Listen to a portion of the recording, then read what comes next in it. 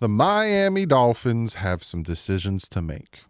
And the first one on that docket is what they're going to do with Bradley Chubb. Let's jump into this.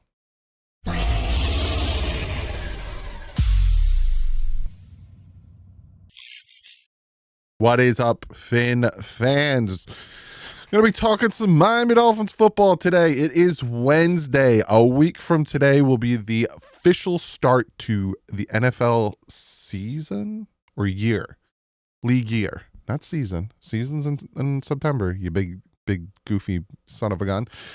But next week, Wednesday the 12th at 4 o'clock, the new league year will start. But again, the tampering period starts on Monday the 10th and the 11th, and then the 12th and then 4 o'clock. Yeah. So the Dolphins have some decisions to make, some things that they have to take care of. They still only have about $9 million in cap space, so they need to decide what they want to do. And as you can read by the title, Bradley Chubb is one of them. So Barry Jackson came out with a bunch of information, and we're going to go over it. The first thing he kind of talks about is the fact that Jarvis Landry was not franchise tagged. There's not much to really talk about there because we all obviously know the Jarvis Landry, Javon Holland was not going to be franchise tagged. It's just a lot of money, and they gave him the kiss of death by saying he deserves to test free agency. What are we going to do? But this is where it starts to get interesting. The Dolphins have had conversations with outside linebacker Bradley Chubb, according to a league source. But his future remains undetermined as of mid-afternoon Tuesday, which was yesterday. Chubb is now healthy after missing last season with a significant knee injury. I will say this, when I went to training camp last year with a joint practice with the Commanders, I was able to watch him do some drills before camp started. He looked pretty good. So yeah, he's definitely 100% healthy now. Chubb returning on his current contract with a $19.45 million salary and a $28.6 million cap hit would be unrealistic for Miami. Yes, that is a buttload of money, which will have about $14 million in cap space after Teron Armstead restructured is processed. Which will have about $14 million in cap space after Teron Armstead's restructure is processed. So is it not processed? Do we not have that money yet? So this is what I'm talking about. Let me just real quick side note. Right? Real quick side note. You have over the cap that has a certain cap number for these teams and yada yada. They have certain criteria and yada yada. Then you have Spot Track who says they do this, and that. So you go off of these two numbers and then you try to do the math and figure it all out. And at the end of the day, we're like, oh, what is it really? And then you have Barry Jackson coming out saying, hey, some of it hasn't even been processed yet. So we don't officially know what the cap space is for the Miami Dolphins as of right now. When I get the number, I'll get it to you, because I've been doing math out my wazoo, been adding numbers, doing this and that. From my understanding, with the $14 million and then with the savings with Mostert, Fuller, and Smythe, and then with the inflated cap space, I think we're sitting at $9 million right now. But again, we'll see. We'll see when we get the official number. Miami needs to create substantially more. Chubb's entire $19.5 million salary for next season is not guaranteed. The Dolphins' two options will be to release him, which would free up a significant cap space, and which wouldn't free up a significant cap space until after June 1st, or keep him, but with terms of the contract adjusted to save money and cap space. The Dolphins are believed to have interest in keeping Chubb on their team, but Chubb has a major say in that decision. Defensive coordinator Anthony Weaver has said he's excited about using Chubb, Phillips, and Robinson together at times. Chubb's 2025 Dolphin cap hit would drop only about $1 million if he was cut before June 1st, but would drop $9 million if he was cut with a June 1st designation. But none of that 19 in spending money could be used by the Dolphins until after June 1st. I will say this one more time. I will say this, and I will talk more about this, I think, either tomorrow or Friday's video, or I give you my free agent target video. This free agent class isn't great, right? There's not a lot of big, sexy free agents out there. I've talked about this ad nauseum, how we had the 1 year with Peyton Manning. We had another year with Tom Brady. We had the Saquon Barkley last year. Like, we have had years where there's a lot of great players out there, and everyone's like, ooh, where's he going? And where's he going? And who's going to win this sweepstakes? And yada, yada, blah, blah, blah. It's not like that this year, and you're probably going to see a lot of vets kind of take a second and kind of sit back, because if you remember last year after the draft, there were still a ton of good starting caliber veterans out there. So again, if the Miami Dolphins decide, hey, we want to keep you, Chubb, but that money is a little too rich for our blood, especially with what we're trying to do, is it possible for you to da-da-da-da? And he's like, nah, not really. Then they're like, all right, post June 1st designation it is. Give us, we're safe $19 million. To wait until after June 1st is not such a scary thing in my mind, because again, I think there will be good veterans still available after the draft. Also, after the draft, you might get a player that you didn't expect to or whatever, and moves can still be made. So I'm not too worried about that post June 1st designation for Chubb, or even for Teron Armstead if he decides he doesn't want to retire and the Dolphins are like, hey, we're going to move on from you. But I will say this about Bradley Chubb. I'd like to keep him, but I'm not at that cap space. Not at the money that he is due to make this year. I would like to keep him, but it's expensive for a guy who didn't play in 2024. So comment below, let me know what you guys think. Next, the Dolphins have showed some interest in re-signing starting nose tackle Benito Jones, but there hasn't been serious discussion at this point, according to a league source. Jones had 24 tackles, including 4 for a loss in 17 games and 15 starts last season. If Jones returns, it's likely would be a modestly priced deal similar to his contract last season. Yeah, he's not a starter. He'd be good depth. Even, kind of Deshaun Hand had a few games where he popped up and we were like, ooh, that's nice. But it wouldn't be a crazy contract. I've talked about, go check out yesterday's video where I talk about potential free agents that could all of a sudden enter the market. And Jonathan Allen, being that the cap savings is $16.4 million if the Commanders move on from him. Jonathan Allen would be a guy I'd like to plug in here. Now, yes, I know he has injury history, but you get him for cheap, and obviously I'm drafting a defensive lineman, a defensive tackle, with this draft being deep. You guys got to keep up on the videos, man. I talk about these things. I got a lot of videos you got to catch up on. If this is your first one watching of me, and you're like, why would you want to keep adding injured players?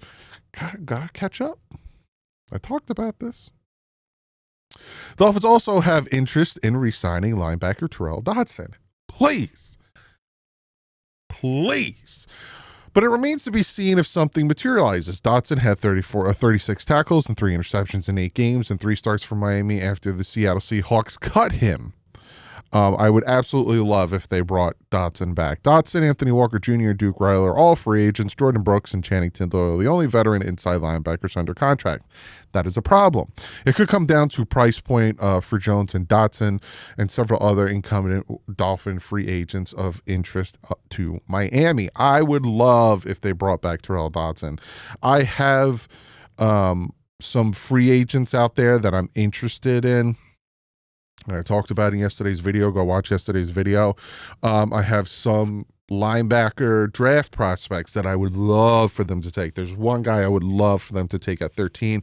If you don't know who I'm talking about, go back and watch Sunday's video. Like I said, man, I got a lot. I've been putting out a lot of content for you guys, so be sure to go check that out. But add Dotson. You got Brooks. You could possibly add another vet, and then you could draft the guy. Bing, bang, boom. Be very happy. Be very, very happy. But I want to bring back Terrell Dodson. Again, he had, 3 starts? 3 interceptions? Like, ridiculous. Was it 3 starts? In 8 games, 3 starts for Miami. So he played in 8 games, but he had 3 starts. He had 3 interceptions. Like, ridiculous. The pool of potential Dolphins options with the 13th overall pick continues to expand. At one point early in the process, Georgia safety Malachi Starks was considered the only safety in Miami's draft range, but South Carolina safety Nick Emanwari helped his stock at the combine, and 13 would not be considered a reach for him. I like him a lot. The Athletic Dan Burglar?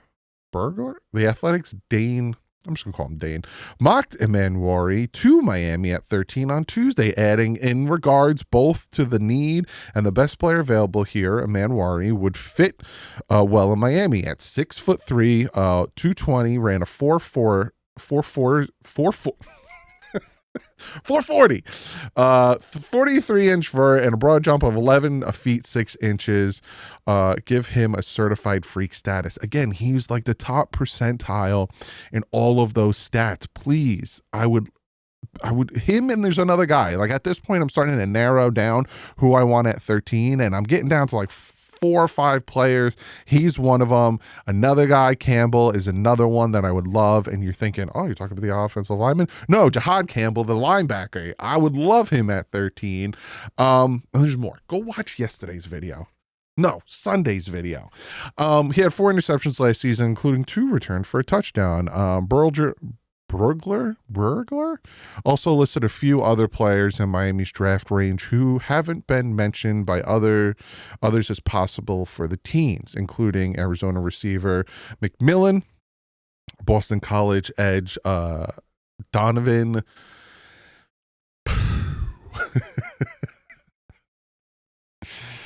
I'm not going to do it. I'm not there yet. It's free agency. I'm not there yet for my brain to mentally learn these names. ESPN Reed mocked LSU guard / tackle Will Campbell to Miami in his latest mock draft on Tuesday, noting the Dolphins need help up front, and Campbell would address a major need. He's a polished technician with plenty of physicality. While he'd be a good tackle, he has the potential to be an A-level interior starter. Yeah, his arms are... Me personally, and I think you're going to see Will Campbell fall a little bit. Maybe not. Again, I'm not a general manager. I'm just some schmo in New Jersey that has a studio with Dolphin stuff around him and loves the sport and knows football. But his arms are a little short. And I think he might fall a little bit because of how short his arms are. And you're not going to put him at tackle because you need at least 33 inches or more and your arm length. And he's at like 32 5/8 or something like that. So I don't know. It's hard to sit there and take a guard at 13. You know what I'm saying? Now, a lot of these guys, and I'm going to talk more about this when this month is over and we really get into the draft and I start talking prospects and I start talking all these things, but there's a lot of good guards that you could potentially get in the second. So, if you can get a defensive lineman, there's 2 of them coming out of Michigan. If you can get yourself a linebacker, you can get yourself a safety. If you can get yourself, if that Michigan corner falls to 13, if you could trade back and pick up picks, like there's a lot of things that could happen. According to Reed, players who could be in the Dolphins draft range in the second round at 48 include Notre Dame safety Xavier Watts. There you go. Eastern Carolina cornerback Siobhan Ravel Jr., UCL linebacker Carson Schwazinger, Minnesota offensive tackle, Arrington Ursery, I think I got that one, Ohio State edge player TJ.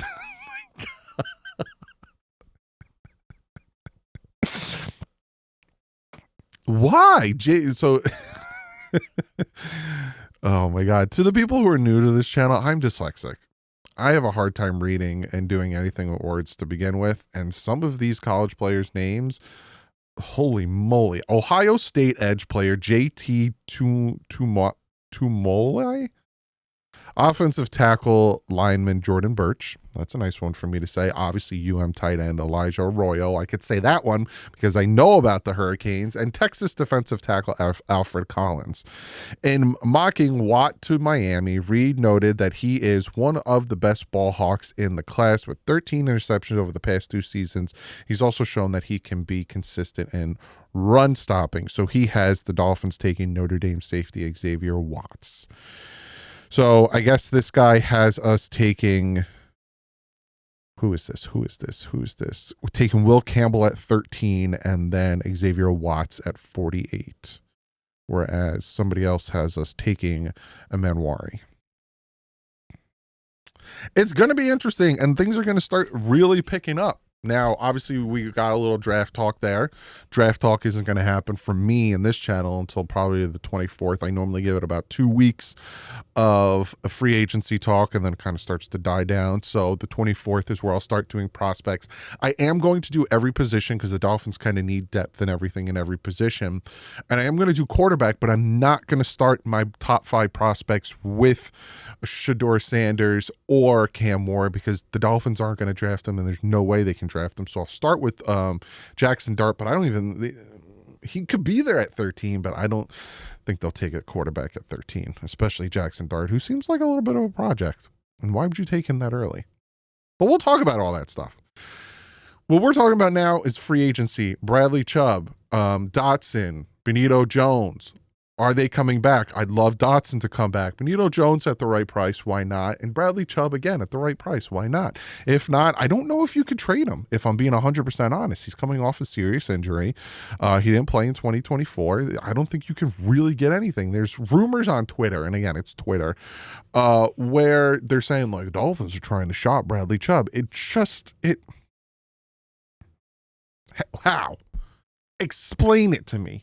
Explain it to me like I'm a child. How are you shopping Bradley Chubb? What are you going to say to somebody? Hey, would you be interested in Bradley Chubb? Did he play in 2024? No, but he's a very nice man, and he has a heart of gold, and he will help your team. What do you want for him? What do you got on your desk? Like... No, there's no trade. The only possible way, or the only options the Dolphins have with Bradley Chubb is 1, you cut him, 2, you restructure him. That's it. And like I said, there's the 3 players in Sealer, Jackson, and Chubb. You restructure those contracts, you get $24 million in cap space. Now, again, with Sealer, I would give him an extension, not necessarily a restructuring. But again, it is Wednesday. The Dolphins have about 4 days before the tampering window starts, but they have a week. Not necessarily, because they're not negative. The teams that are negative in cap space, like the Saints, who are, I think, negative 40 million, have till the 12th at 4 o'clock to get under the cap. If not, I don't know what happens to them. I don't. You can just Google it. I don't know. But comment below. Let me know what you guys think. I'll see you tomorrow. I think tomorrow I'm going to do my free agent targets. Yeah. Do you want it like defense and offense, or offense and defense in 2 separate videos? Just throw it all together. Comment below. Let me know. I think I'm just going to throw it all together. And I'm leaning towards tomorrow unless some news breaks. If some news breaks and someone gets restructured, yada, yada, blah, blah, blah, then I won't do it tomorrow. I'll do it Friday. It's going to get crazy. I don't know if it's a good way or a bad way, but it's going to get crazy. It's the time of the year, craziness. You got free agency, you got the draft, then you got the schedule release, you got OTAs, you got mini camp, bing, bang, boom, and then June to July, you get a nice little breather. So comment below, hit that subscribe button, hit the like button. I'll see you tomorrow. Like usual, stay classy. My fin's up.